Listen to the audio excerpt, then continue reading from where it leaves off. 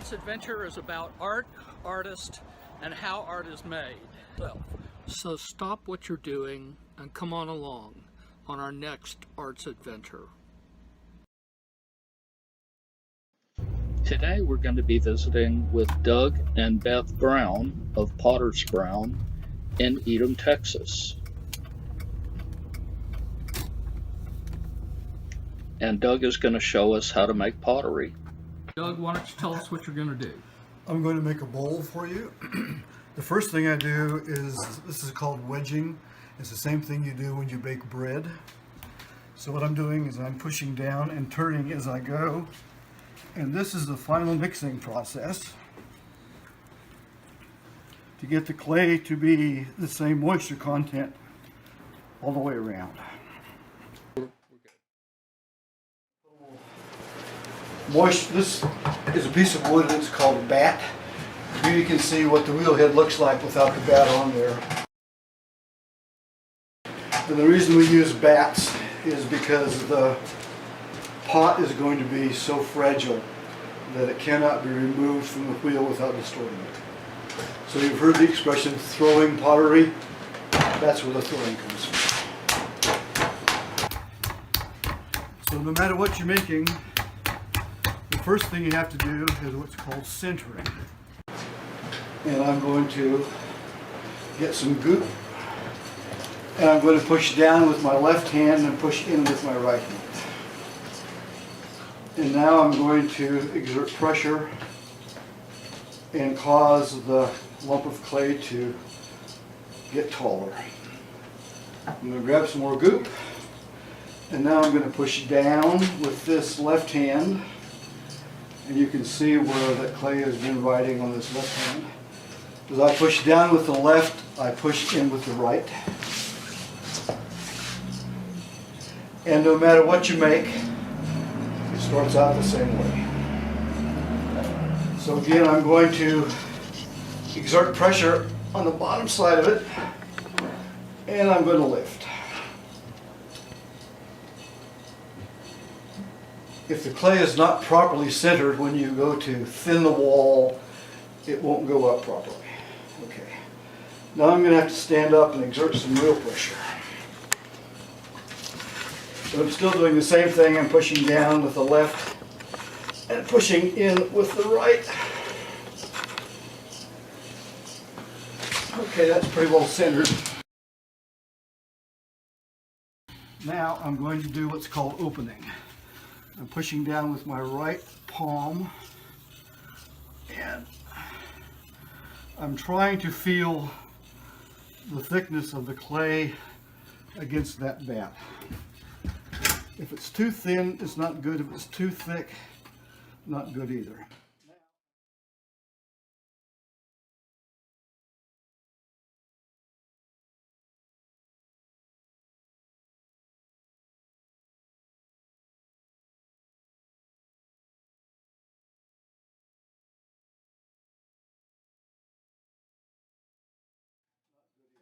Built a small tool here that I will use to check my thickness.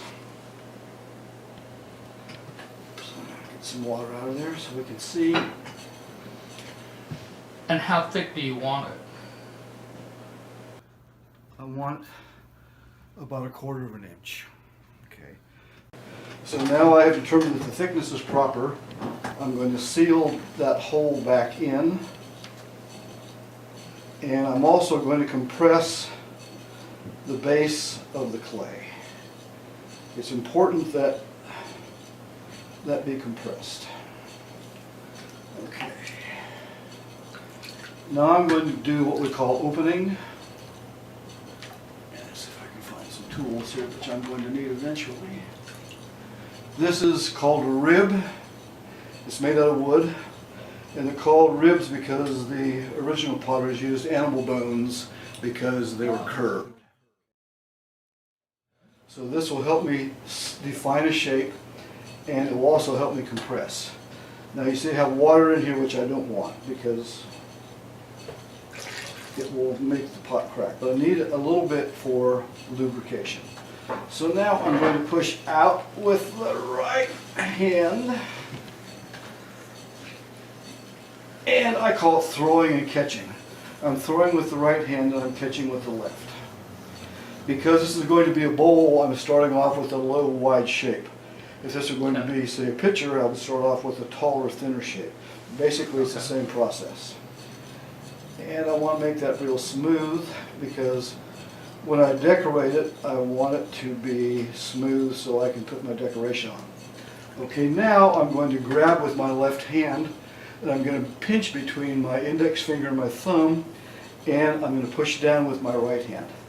And as I do that, you'll see that we're going to get a little bit of height out of the piece. Oh, yeah.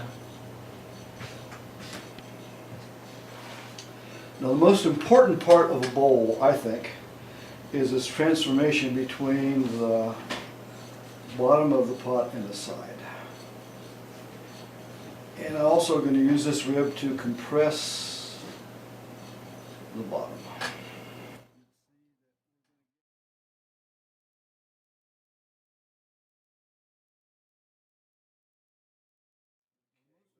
A little more lubrication, not much. Now I'm going to set a thickness between my inside hand and my outside hand, and by maintaining that thickness and lifting up, I thin the wall of the pot.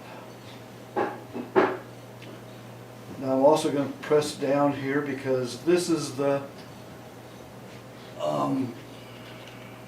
part where the pot is most vulnerable to cracking in the dishwater or wherever. So we want it to be strong, so we're going to compress it.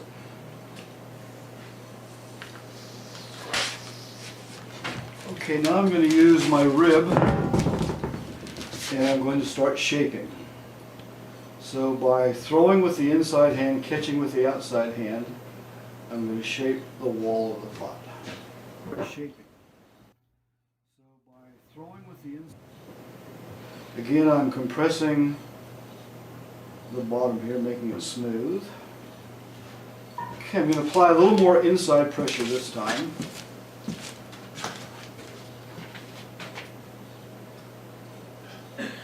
As you can see, there's a little wobble, but that's just part of the process. Okay, you can see that this pot now has a real sharp edge here. We don't like sharp edges because sharp edges are vulnerable to cracking, chipping. So I'm going to use this goat skin called a chamois, just like you use on an automobile window. Sharp edge.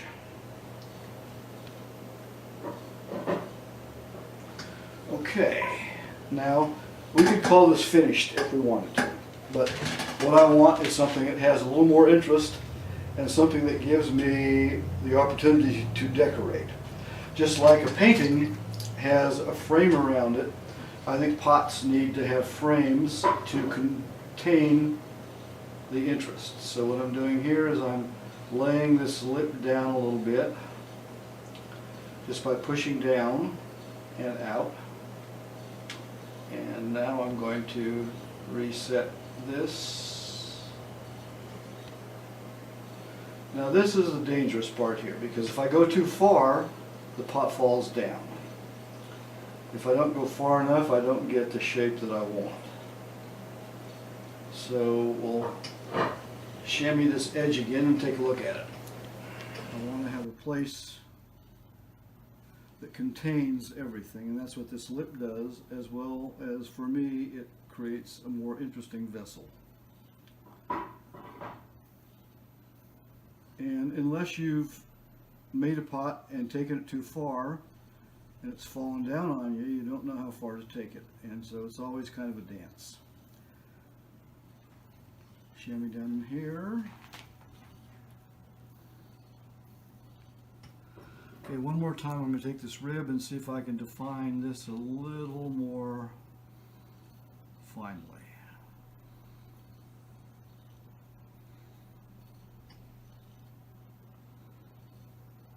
Okay, that's pretty much it. We'll chamois one more time just to make sure that we're smooth. And we'll take our sponge clean off our bat and get this extra moisture out of the inside here.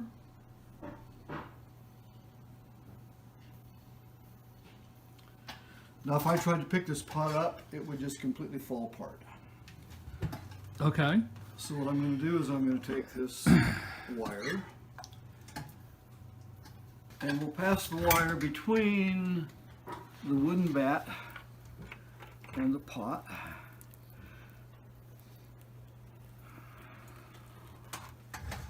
Now that gives the pot a chance to separate. This pot will shrink a total of 12% from the time it's been made to the time that it comes out of the last firing in the kiln. So, new tool here to separate this. So this will dry for probably 24 hours depending upon the heat and humidity, and then I will invert it and I will trim the excess clay off the bottom. Okay. And then what I will do is I will add a foot to it, but that's an entirely different process. Okay, so once you have made your pot or plate or whatever it is that you're going to do, what's the next step? The pot is dried and then it is put in the kiln. Okay. And it's fired to 1800 degrees Fahrenheit. And what that does, it gives it strength, okay? Okay. Because the materials in the clay have started to melt and glue the clay together. It's called sintering, which is a big word for just means melting. Okay. So now we have some strength. So this pot is strong, but I'm going to stick my tongue on it. Okay. Can you see how it's beginning to absorb? Oh yeah. Okay, it's still absorbent. Right, I got you. So what we do, so it'll still suck up water. glazes are basically rocks and clay that are mixed with water. Okay. Okay. So then we come over here. First thing we do is we sign it. Okay. And then we come over here and put wax on the bottom. Now that's a combination of paraffin and mineral oil, heated. So that's a resist. Oh. Anything that is glazed that touches anything else in the last firing, which is to 2350 degrees, will stick. Okay. So this is called dry footing. The other way is that, and you will see a lot of things that have 3 little dots on the bottom, and that's because they use little metal prongs to set them up. Not a good thing if you're going to make a lot of stuff. You know? It's slow and expensive, and dry footing is the best thing. Okay. Now, after we have signed it, what Beth has done here is she has dipped this pot in glaze. Okay. Oh. Now, when it came out of the glaze bucket, it was wet, and within about, I don't know, 5 or 10 seconds, the moisture in the glaze was absorbed by the pot. Okay. Okay. And now it's ready to decorate, and that's what Beth is doing now. She's decorating the pots. Okay. So when you're what do you do to decorate a pot? We use what's called the wax resist method of glazing.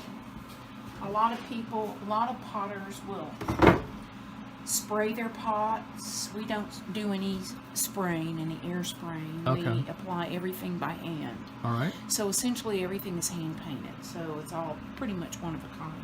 Okay. So I've based this color on here. I usually let that set up overnight.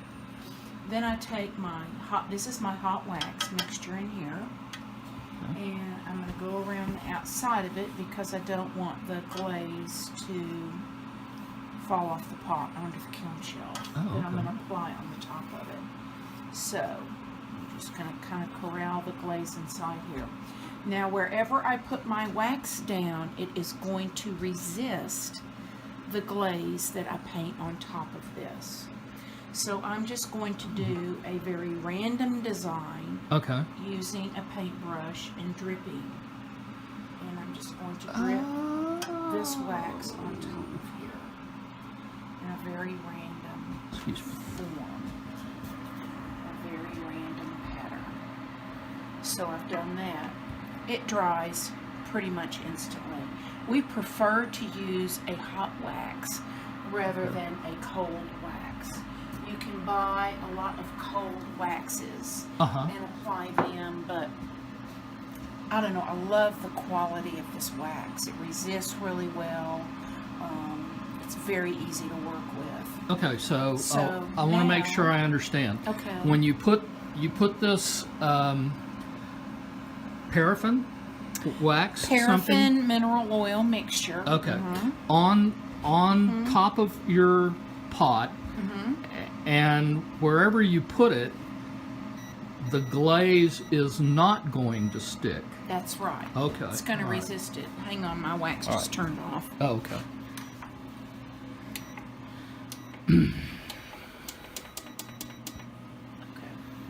So now I'm going to put the glazes on. I'm going to top them. Okay. So over here I have all my colors of glaze in buckets, which have names written on top of them, because as you can see, these do not have much color. Right, they kind of look similar. They do. So I have to see in color. And I know which colors I'm picking up. This is a grape colored glaze on here, kind of a eggplant color. Okay, all right. So I'm going to take that glaze and I'm going to come over here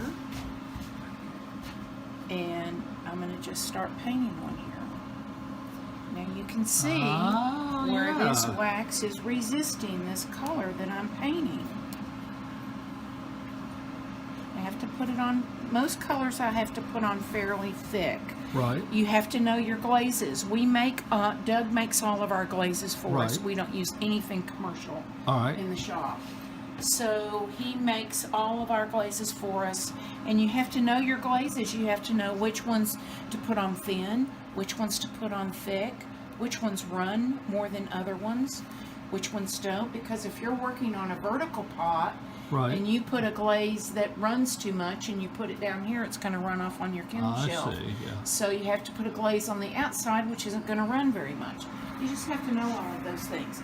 Okay, this is pretty much the color that it is. It's sort of it's kind of a gold color. Once it gets put on here. So and I also like to overlap my colors a little bit because that creates another color onto itself when you overlap. Now I'm pretty messy here. I don't paint within the lines. I don't want to paint within the lines because, as I said, I want them to overlap. Okay. This is a red here. It's a red color. Come over here. Paint some red on here. Now the red I put on is probably the thickest application that I put on. Right.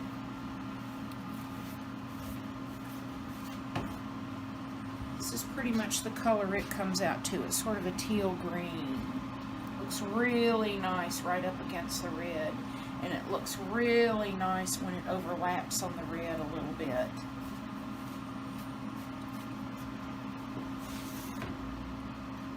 This is a white, kind of, it comes off as not a white, it's kind of an off-white, but this brightens things up a little bit, so I'm going to put some of that on here, just kind of brighten it up a little. This is the sky blue.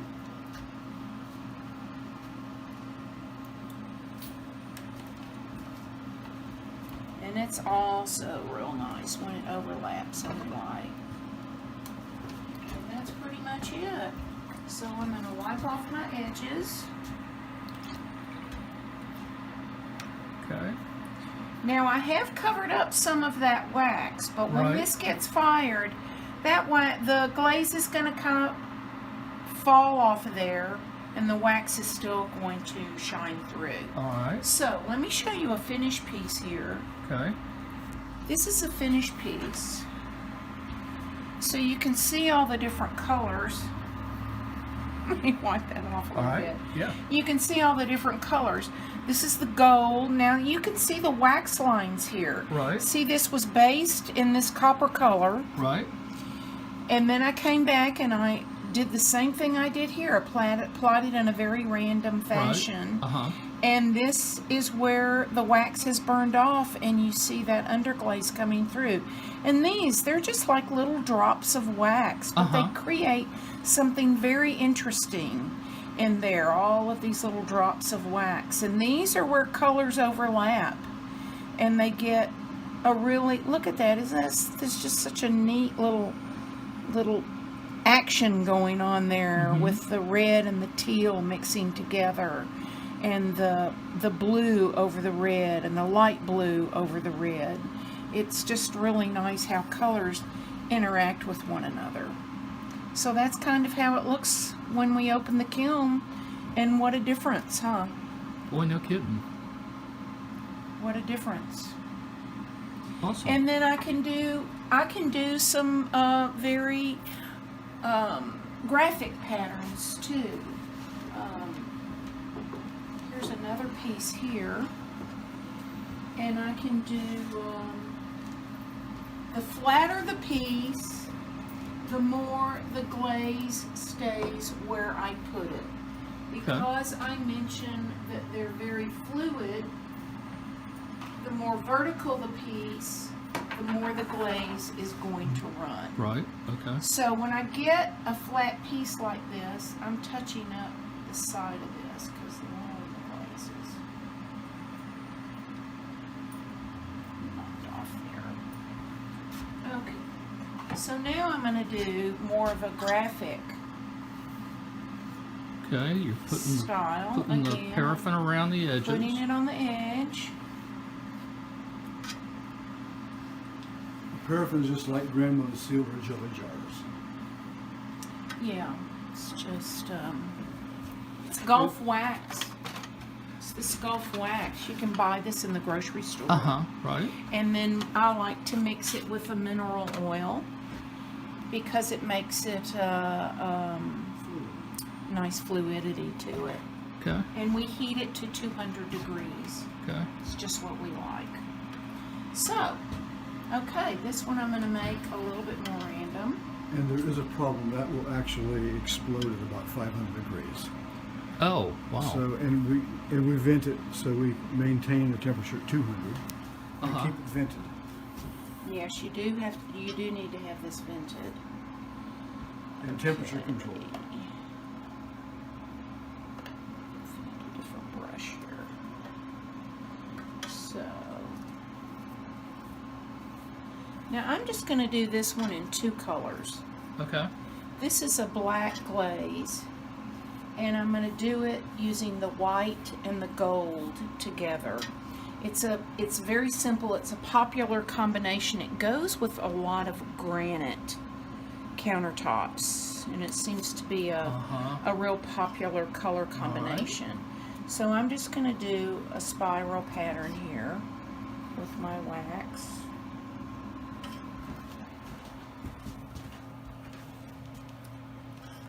Using the hot wax.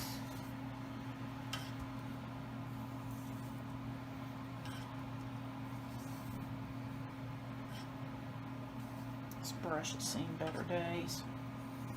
So if you sat in the hot oil all day long, I guess you'd see better days too.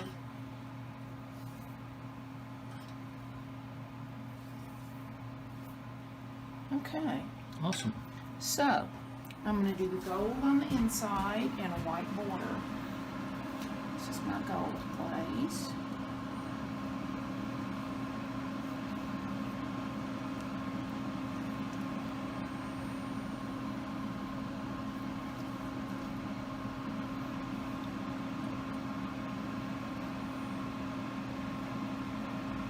Now you can see where this isn't great at resisting this color. The wax isn't. It's really going on top of it. But once it gets fired, it will come off of there. Now I could take a skinny little sponge and I could get real anal about it and I could wipe it off of there, but I really don't need to.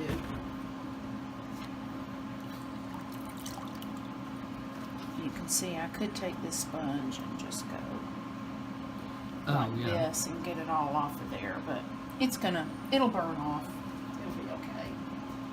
And then I'm going to take the white on the outside. this up.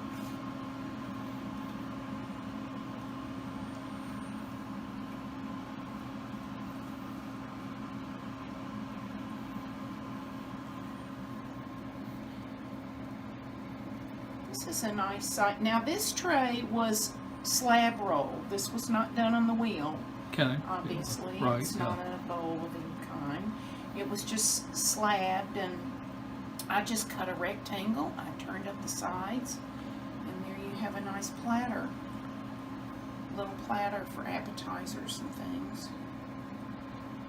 You don't have to make things on the wheel. I usually do like a 2-coat on this. Now if I put this white on thinner, it would kind of go gray. Oh.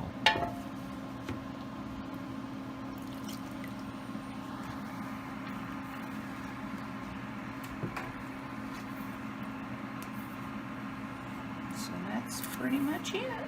Okay. This kiln was built in California in 1956, Okay. and I have rebuilt it a couple times. Oh. There are shelves that get put in there with bricks in between them, so it's like building a skyscraper. Right.